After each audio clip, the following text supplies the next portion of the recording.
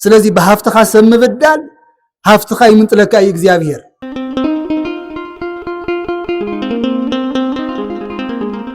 ማይ ዘይእቱ እስትንፋስ እውን ከስተንፍሰካ ዘይኽእል አየር ካብ ደገ ክትስሕበሉ ዘይትኽእል ዓፊን ዝቐትለካ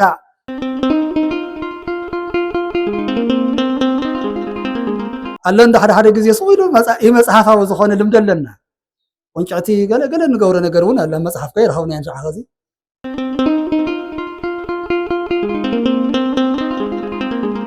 ኣብቲ ቀደም ግዜ ኩሉ አንባባ ይነበረን ምስግን ናይ ተንኮል ፍልጠት ንእሽተን ነይራቶ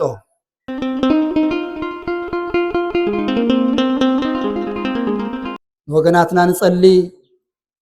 ሕዙናትና ጽጉማትና ንርዳእ ንሓግዝ መልሱና ኢልና ብሓባር ድምፅና ክናስምዕ ናይ ሓባር መልእኽቲ ኮይኑ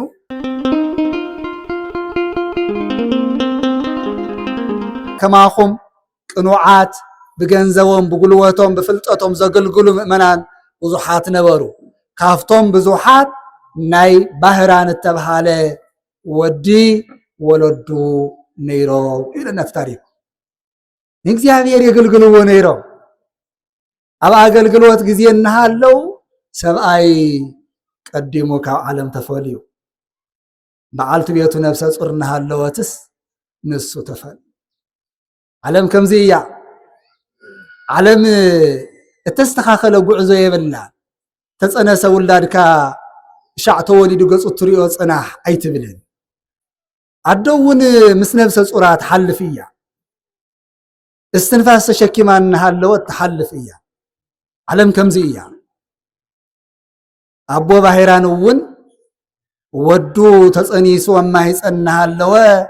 ገና ከይተወለደ ሞት ቀደሞ ነገር ግን ቀጻላይ ህይወት ናይዚ ህፃን እዚ ከመይ ከም ዝኸውን ግን ዓብይ ምስጢር ነይሩ እንትውለድ እንተሎ መጀመርያ እዛ ሰበይቲ እዚኣ ናብ ምንታይ ወዲቓ ሓብሓቢኣ ሓጋዚኣ ዝነበረ በዓል ቤታ ምስ ተፈለያ ናብ ፀገም ወዲቓ ናብ ፀገም ምስ ወደቐታ እያ ጀሚራ ኣብና ጎረቤታ ሕርሻ ኸይዳ ቀሪም ምቕራም ጀሚራ ቀሪም ትፈልጡ ኢኹም ኣይኮነ መብዛሕትኡ ወዲ ከተማ ስለ ዝኾነ ኢለ እየ ምስተዓፀደስ ብብሉይ ኪዳን ሕጊ ነይሩ እዩ ዓሪኻ ሽክት ኣቢልካ ይትዕፀዶ ንዕዋፍን ንነዳያንን ሕደገሉ ይብል እዛ ኣደ እዚኣ ህይወታ ህይወት ቤተሰባ ንምምራሕ ቀሪም ቀሪማ ዓፀድቲ ዘትረፍዎ ካብ ኢዶም ተንጠባጠበ ንፋስ ዘውደቆ እናኣረየት ህይወታ ትመርሕ ህይወታ ምምራሕ ጥራሕ ኣይነበረን ከምቲ ዘልመደቶ ነቲ ቤተ እግዚአብሔር ነቲ ቤተ ክርስቲያን እናወሰደት ተበርክት ነይራ ሕርሻ ሙሉእ ዝሃቦ ምዕጋብ ሲኢኑ ተሃፍታም ግን ካፍቱ ዝኣከወቶስ ይካፈላ ነይሩ ግፍዐኛ ኣዕዋፍ ከበልዕኦ ዝነበረስ ቀሪማ ካፍቲ ኣኪባ ፀሓይ ቁሪ ተወቂዓ ዝኣከወቶስ ይካፈላ ነይሩ ይብል እሺ ኢላ እተን ፍርቁ ከፊላ እተን ፍርቂ ሓይዛ ኸይዳ ከምቲ ልማዳ ለቤተ ክርስቲያን እናሃበት ካብኡ ዝተረፈ ድማ እንደገና ህይወታ ትመርሕ እዚ ግፍዒ እዚ እግዚአብሔር ይምልከት እናተመልከተ እዩ ኣብ ሰዓቱ ግን ፍርዱ ክህብ እዩ ኩሉ ግዜ በደልቲ ኢዶም ኣይስእኑን ገፋዕቲ ኩሉ ግዜ ፍርዶም ኣይስእኑን ተገፋዕቲ እውን ፍትሒ ኣይስእኑን ታይዳ እዩ ንሕና ናሸኮለና እንታይ እዩ ዘሸኩለና ልምዓንቲ ትኾን ናበልና ንእግዚአብሔር ኢዱ ጠምዚዝና በዓልና ክንገብራ እነመኮርና ኢና ንስእና እምበር ተተዓጊስና ኮይኑ ስእኑ ግዜ ኣለዎ እዩ ንእግዚአብሔር ግን ሰዓቱ ምጽባይ ያድሊ ስለዚ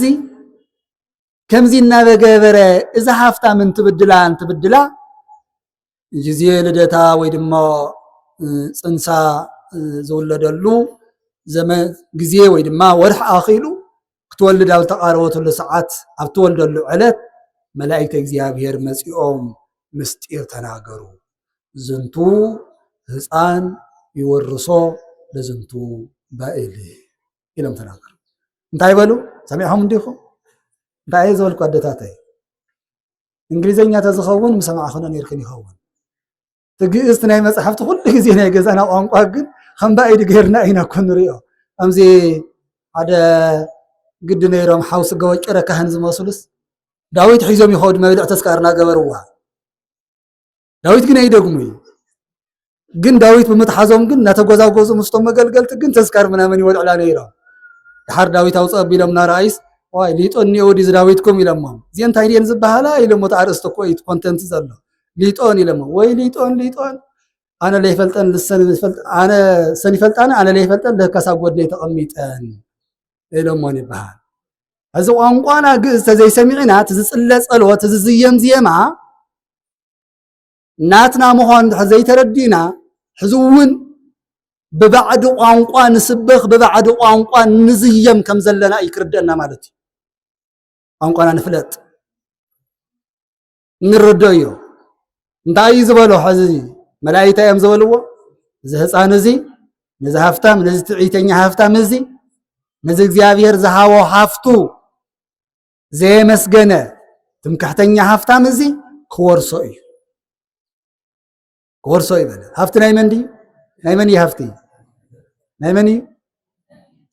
ብልብኹም ዲኹም በኣፍኩም ኢኹም ሓቂ እኮ እዩ ሓደ ግዜ ስቃል ዓለመይ ንናገር እንድሕር ተረዲእና ፅቡቕ ናተይ ኮይና ንብል ንሕና ናትና እንብሎም ሓጢኣት ጥራሕ እዩ ነግረኩም ሓጢኣት ጥራሕ እያ ናትና ካሊእ ውህው እዩ ነስተምሮ ትምህርቲ ካብ እግዚኣብሔር ተዋህበ እዩ ካብ ሊቃውንቲ ዘወረስናዮ እዩ ምንት ብከ ዘይኮነ ውህበ ለከ ካብ ካሊእ ዘይተዋሃብካዮ ነገር እንታይ ኣሎ ናተይ ንብላ እንታይ እያ ኢለኩም ኣለኹ ናተይ ንብላ እንታይ እያ ሓጢኣት በቃ ንሳ ጥራሕ እያ እንድሕር ተረዲእና ሃፍቲ ናይ እግዚኣብሔር እዩ ቅዱስ ጳውሎስ ቶም ሃዋርያት እማ ቶም ብመንፈስ ዝተረድኦም ስለ ዝነበሩ ናብ ዓለም ዘምፀናዮ ነገር የለን ካብ ዓለም እውን ሒዝናዮ ንኸይድ የለን ስለዚ ብሃፍትኻ ሰብ ምብዳል ሃፍትኻ ይምንጥለካ እዩ እግዚኣብሔር ብስልጣንካ ሰብ ምብዳል ስልጣንካ ይምንጥለካ እዩ እግዚኣብሔር ብጉልበትካ ሰብ ምጥቃዕ ጉልበትካ ይቐፅዓካ እዩ እግዚኣብሔር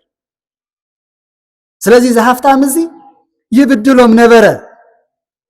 የሳቅዮም ስለ ዝነበረ እንታይ በሎም መላእክት መፅኦም እንታይ በሉ እዚ ህፃን እዚ እዚ ሃፍታም እዚ ክወርሶ እዩ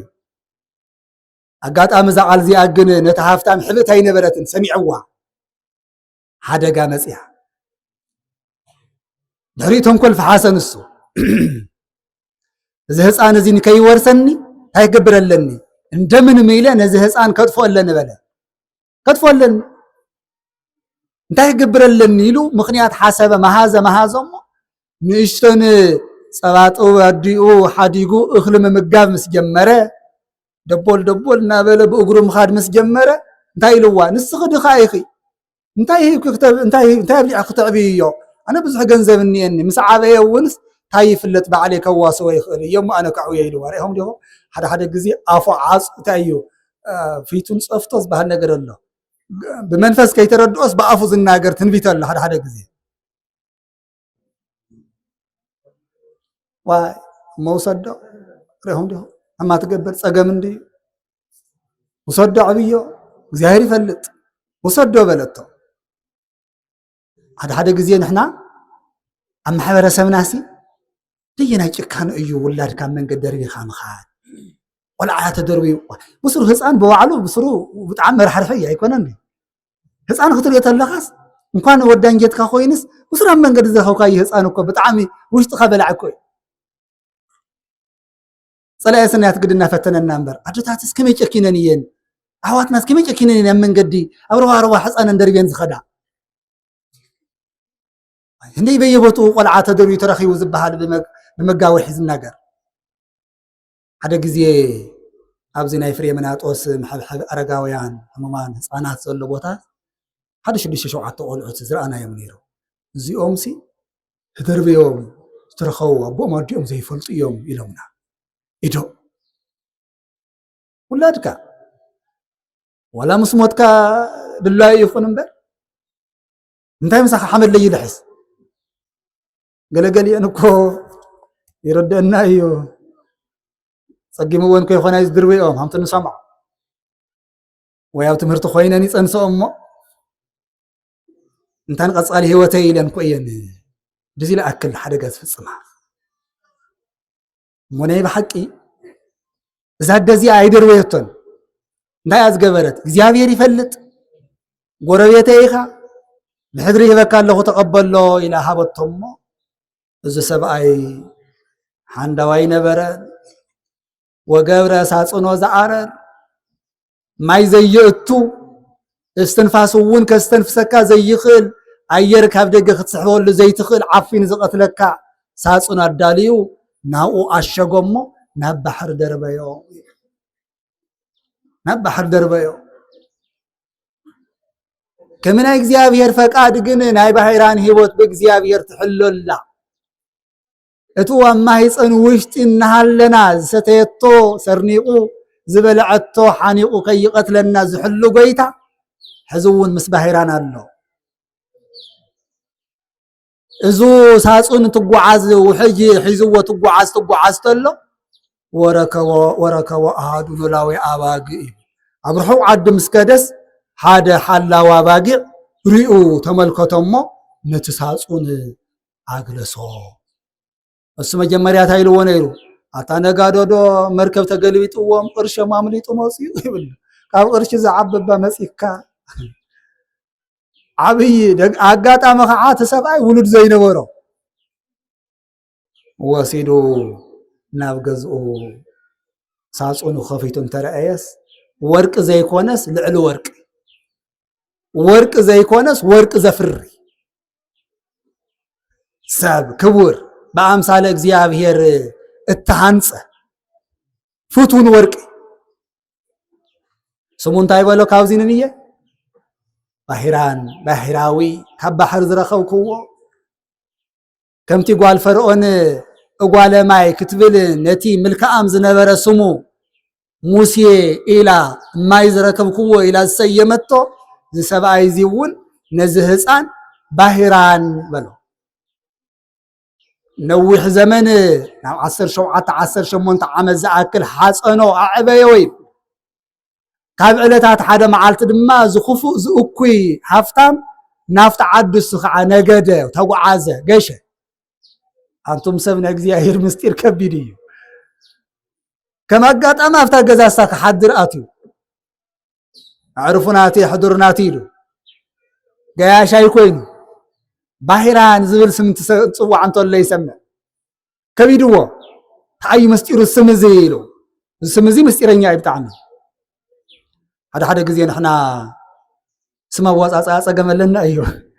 ሰኢሉ ኣብ ማሕበራዊ ሚድያ ዝረኸብና ያላበለ ሰኢሉ ሶልካ ኣምፂኻ ስም ኣይልጠፊ ጠይቕካ እዩ ሓደ ግዜ ሶልካ ሓንቲ ሰበይቲ እንታይ ይበሃላሲ ናሞት ወን ክድደቀን ተወለዳ ናተ ጎድወን ድሓር ኣለን ሓደ ግዜ ሰኢሉ መጽሓፋዊ ዝኾነ ልምዲ ኣለና ወንጨቲ ገለ ንገብሮ ነገር እውን ኣለ መጽሓፍ ከይረኸብና እንሻ ኸዚ እንዳሕራይ እንታይ ኢለንኦም ዘን ደቀንሲ ነቲ ሓደ ኣድጎሽ ነቲ ሓደ በቕሎሽ ኢለንኦም ዳሕራይ ሓደ ጋሻ ኸይዶም ኣብቲ ገዛ ከዕርፉ ንዓማ ኣድጎሽ ማይ ሕፅቦም ንዓማ በቕሎሽ ማይ ኣቕርበሎም እኽራቕርበሎም ናለዋ እንበይትና ተኣዩ ስም እዚ ኢሎም እናተጎዳደፉን ደኾኑ እሞ ሃሞ ኢለ እየ ስም ሰይመዮም ኢለንኦም እሞ ተጋግየን እምበይ መንደፍ ማብ ኣድጊ በቕሊደ ይገዲ ኢሎም ይባል ሕዚ ቀየርና ኢልና እሞያ ኣድጎሽ ኢልካስ ካብ ሞት ከምልጥ ድዩ ብዙሕ ስም ኣለ ኣብ ገዛና ሰኢሉ ገሪኡ ሰኢሉ በቃ ተረሽንግል ምዝረአ ባሕራን ግን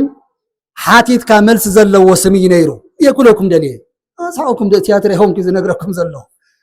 ምንታን ውሽጥና ንፍትሽ ኢለ ባሕራን ግን ተሓቲቱ መልሲ ዘለዎ ምስጢራዊ መልሲ ዘለዎ ስም እዩ ነይሩ ኣብ ባሕሪ ስለ ዝረኸብክዎሲ ባሕራን ኢለዮ መዓዝ ረኺብካ እያታ ለካ ይጠፍአን ዝቆልዓ ተንቦጫቦጨ ሕቁንቁን በለቶ ሰብኣይ ለካ ይጠፍአን ሰብኣይ ከመይ ገይሩ ጠፍእ እግዚአብሔር ዝሕልዎ ሰብ እሱ ወለ እግዚአብሔር ወታዩ ነፍስኩም ክትሓውያን እግዚአብሔር ኣልሽዎ መጥፍእትኩም ኣጥፊናኩም ኣብ ዝበልኩም ክትድሕኑ ኢኹም መዓዝ ግዜ ነይሩ ከምዚ ታሪኩ ንግር ተበሎ ታባዕሉ ዝገበራ ويتفندي وما حدا نقدر مهنيات قبرلن هاي قبرلن مو حواتي ولدي يكرتا قبر لاتي على عد ما الاخترسيع حزو ودهم نعد خلوخ فوق لاتي ما أوشي شو هو أرازي ببرك زعبنا أيو نافكاري بوتهان صدا يندلن حضرنا أي حضر زيابير أين صدا دس بالكم كوكم يتامل اختر حبسي واك مسئية زللي أفتو قدم قزي كله أن ما بين برد مسجن نايتهم كل فلتة نشتن نيراتو نزوع العزي مساعتوا قدمو قتيلوتو لك على جزاء مساعته زوار قزي أمسان بوكم موا عقراديمكم قتلوا وإخوم اتبل صحفتي مقتلي ورقة أشك مصدقوا ما هي منت حدا قزي حدا جاي زياهر ما أنت عبي فلتتيو جنند جنا دما أنا خا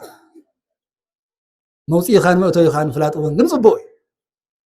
تنعس كله زنبب زصحف خونا له محبرسه زنبب زصحف خونا له ندق قوم هار حدا قوا انا مبزحت ناس ويلو بايزوي انكيز منامن تويلي فلاز مثلنا السنه عاد بوز الناغرون باطاوت الفرم سبل ايس فلتت نرد اي مجمريا بقانقوا تماراماري مخاني تعبي فلتت حاولت اخذ زقوم انجليزኛ ዝናገሩ አይነበሩ ግዕዝ ትግርኛ እናተናገሩ እዮም حاولت اقيمው ማህይምነት ምጥፋእ ማለት ድማ አይምሮ ምስፋሕ መጽሐፍ ምንባብ ምፍላጥ ባሄራን ተሸኪምዋ ዝኸር ዘሎ ወረቀት አይንበባን ናይ ሕድሪ ወረቀት እያውን ተኣሽጋ እያ ክልቲኦም ዝፋለጡላ ማህተም ወይ ድማ ፊርማ አሪፍላሎ ኣብ መንገዲ ሓደ ጋሻ ጸኒሑ መን ይንሱ من يقاشو قدوس ميكائيل صنح أب قدم خلاتنا سيصن حالنا موت أبستأززلنا طفعات أبستأززلنا كل عنكفات أبستقمت لنا ساعات سراغ من قدنا كخون كقدمينا يصنع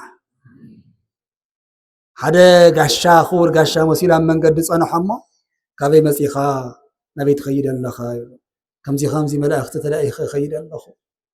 هاي تفل دبدابي ودي اسكري انيلو هاري كان زي انا حدو رأت يايلو اليوم افتناي حملة ايزل 3 نزل تاريخ زلو قال لي اسي تقلا الله اري ان طولولوي مغلاص ساي تغلص صواس كتقلا اري ان تاورقات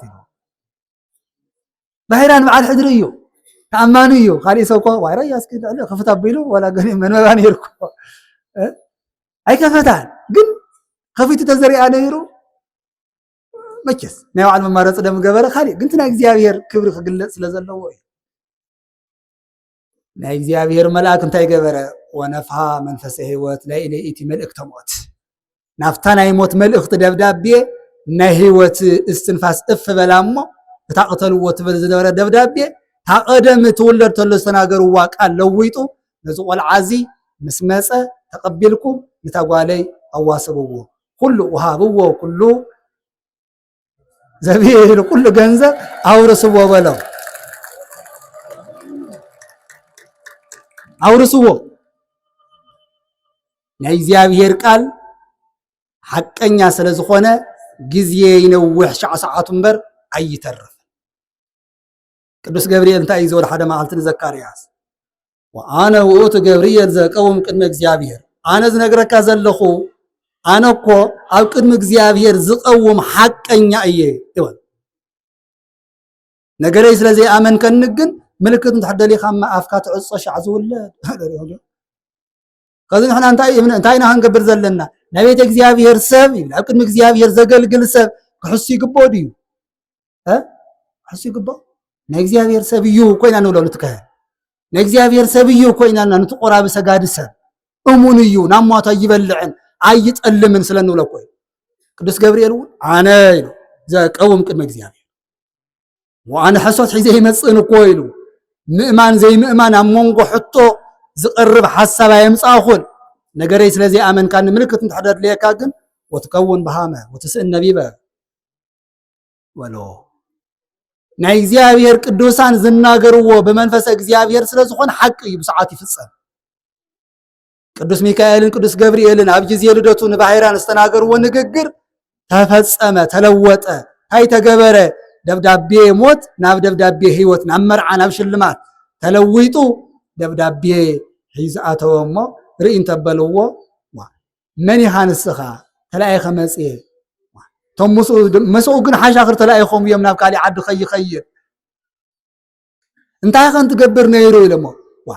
ገንዘቡን ትብትን ርኢናዮ ኢሎም ነቶም ሰብ ገንዘብ ሃውኒ ውላድኩም ሃውኒ ክልእኹሞ ገንዘብንኩም ትብሎ ስለ ዝረኣይዎ ደው እሞ መኒኑ እዩ ማለት እዩ በቃ እሞ እምበኣር ከስጠለወሉ ባስቸኳይ ሃምቲ ዝበለ ይገበር ተባሂሉ ጽቡቕ ድግስ ተገይሩ ሃምዝና ሕዘ እኳ ይጎነን ሽምግልና ገለመለ ይነበረ ሽምግልና ገለመለ ይተሰደደ ይነግረኩም ነግዓት ገለመለ ዝበሃል እውን ኣይነበረን ሓደ ፋሽን ክዳን እውን ኣይነበረን ሓቂ ንዓረምና ንኽድ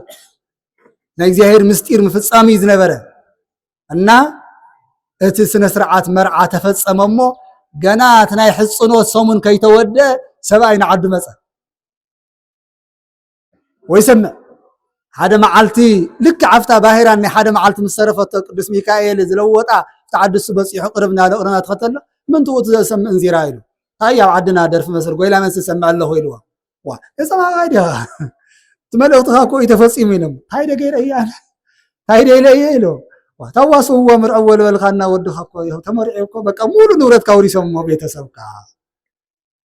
ኢሎሞ ደንጊጹ ክልተ ታሪክ ኣሎ ደንጊጹ ሞተ ይብለና ነገር ግን ኣብቲ ሓደ ኣብቲ ንሕዝግ ግን ኣብቲ ናይ ኣብቲ ቤተ ክርስቲያን ኣቃቢ ወይ ድማ ዋርድያ ኮይኑ እንዘይነግር ሓጢኣቶ ለዘይበብ ወለዘይወፅእ ካባይ ተማህሩ ሰበይ ትበድሉ ኢኹም እናበለ ዕድመ ልክዑ ኣብታ በሪ ቤተ ክርስቲያን ወዲቑ እናተነስሐ ነበረ እዩ ዝብሎ ባሕዲ ታሪክ ሓደ ታሪክ ድማ እንደገና ካብ ዝነበራ ፈረስ ወዲቑ ሞይቱ እዩ ዝብል ስለዚ ባሕራን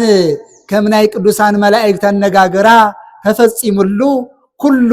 ሃፍቱ ወሪሱ ጓሉ እውን ተዋሲቡ ነቲ ናይ ወለዱ ታሪክ ኣተሓሒዙ ድማ ኣፍታ ንሱ ዜና ውርሲ ዝተነገረላ ወይ ዝተበሰረላ ሕርሻ ድማ ቤተ ክርስቲያን ሃነፀ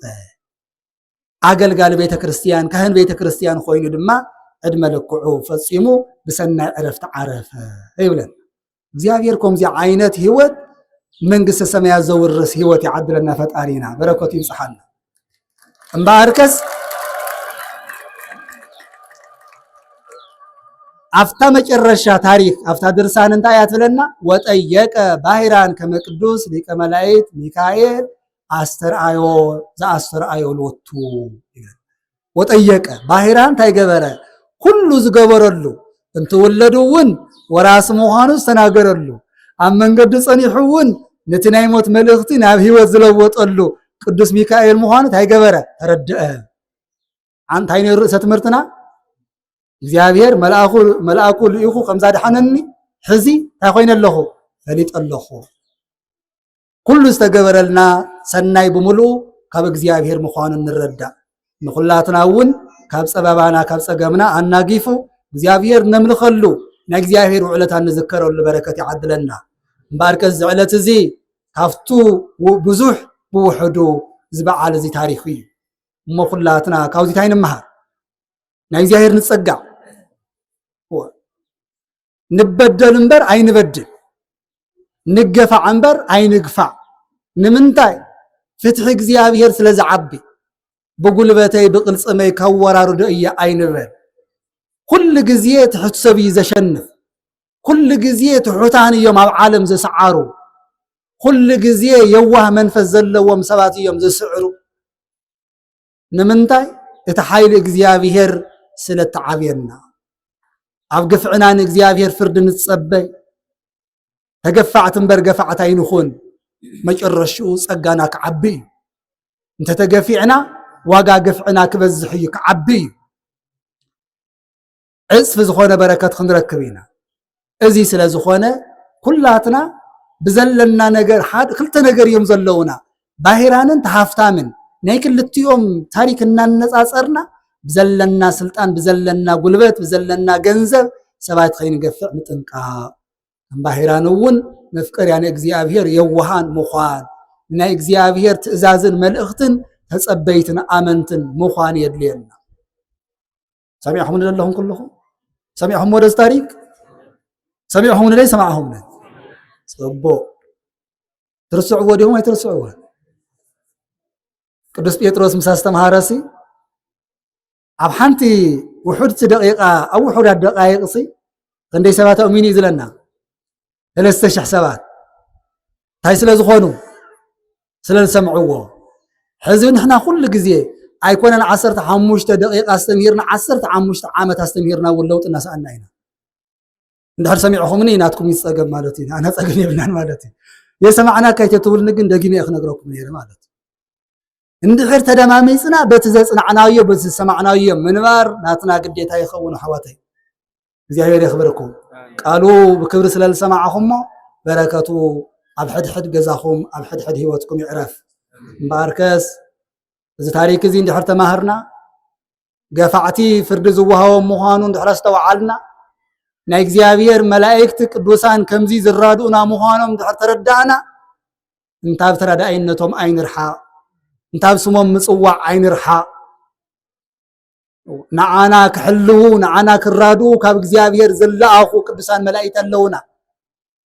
ሰብ ኣብ ዝተፈለየና ዘይፍለይና ወገን ኣብ ዝሓደገና ዘይሓድጉና ንሶም እዮ ሕዚ ብዙሕ ወገን ዝሓደጎሎ ኩሉ ሰልኪውዎ ተደርበየ በየሆስፒታሉ በየጎደኑ አሎ እግዚአብሔር ግን ይሓድጎ እንተኺልና ዝወደቀ ወገንና ነልዕል ተበደለ ወገንና ንኽሓስ ወግዜና ብጣዕሚ ናይ ፈተና ግዜ እዩ ኣብ ግዜና ስለ ዝኾነ ግድ ይኽምስና ንሓልፎ ኣለና እምበር ንታሪኩም መሕማቅ እኮ እዩ ንምዝንታው መሕማቅ ከቢድ እኮ እዩ ትውልዲ ተበታቲኑ መጨበጥ ሲኢኑ ተስፋ ቆሪጹ ናብ ዝጓዓዞ ናብ ዝኸዶ ሲኢንዎ ወላ ሓንተ በለ ምድሪ ወላ ሓንተ በለ ሰማይ ኮይናቶ ፍትሕ ሲኢንላ ዝዓለም እዚኣ 5 ዓመት ኣብ ኬንዳ ተቆርሊሎም ብቁርን ብፀሓይን እናተቐፍቀፉ ህፃናት ካብ ትምህርቲ ማእዲ ተፈልዮ ኣብ ኣደባባይ ወፂኦም እንተእወዩ ክዳኑ ቀዱ ዝሰምዖም ዳኛ ሲኢኖም ወስቂያስ እንታይ ዝገበረ መንድዩቱ ክዳኑ ዝቀደደ ኣብ ፀገም ግዜ ደቅና በሊዕና ኢላቶ ተናጊራቶ ደቅና በሊዕና ዝበለተው ዝክር ወደ ታሪኩ አንተ ዓርከይ ተስማዕ ሚዕናሲ لما عنت ناتك ودي خنو لعيه مصباح ناتي خنو عيلاتني ناتي قلنا بلعنا يو بزنواغو تودي خبام صيته والقواس نتناتي مساتفانا يس بالليلات اللي لا قدمت نغس تناغير